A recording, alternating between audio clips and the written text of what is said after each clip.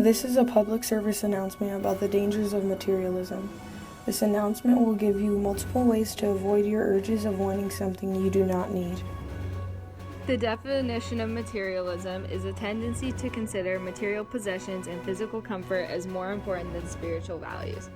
The definition of materialism shows that you value objects more than you value life experiences. However, at the end of the day, what most people who are materialistic forget is that nowhere on Maslow's hierarchy is there a need for anything physical, excluding food and water.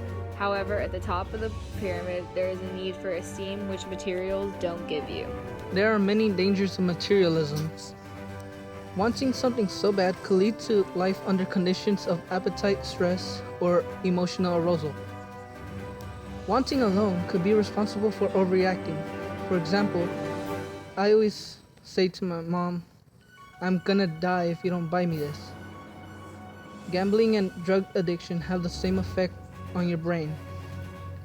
In such moments of temptations, conjugated needs and intentions may be set aside either momentarily or sometimes permanently. Maslow's hierarchy has 5 levels: psychological needs, safety needs, love needs, esteem needs, and self-actualization.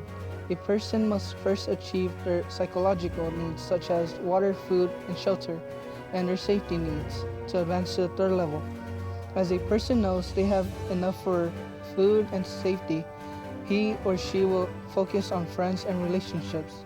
After that, they would do anything for their esteem needs such as accomplishments and dominance, so they could get to the final stage, which is realizing their growth and experiences. 5 ways of resisting materialism include: don't think that the things or objects you own define you. Boyfriends and girlfriends are not your possessions. Set goals for yourself. Help other people. Get what you want, not based on your friend's opinion, but based on what you actually want. In life, there are many ways in which you can resist materialism. One way is to consider the memories and relationships that you build with others as materials that money would never be able to buy. Also, around the time of the holidays especially, consider the relationships that you're building with people as far more important than the objects that you are giving or receiving. Here are some more ways to resist materialism. Number 1, remember what's important. Remembering what's important for you can stop you from buying unnecessary things. Buying things is okay, but you have to remember things you actually need, like food, clothes, and water.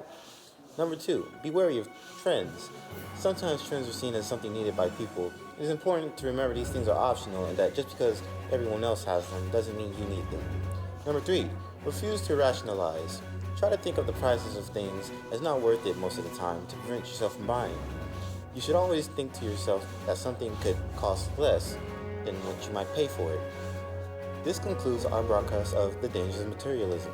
Please be wise and consider teaching our pleas to your children.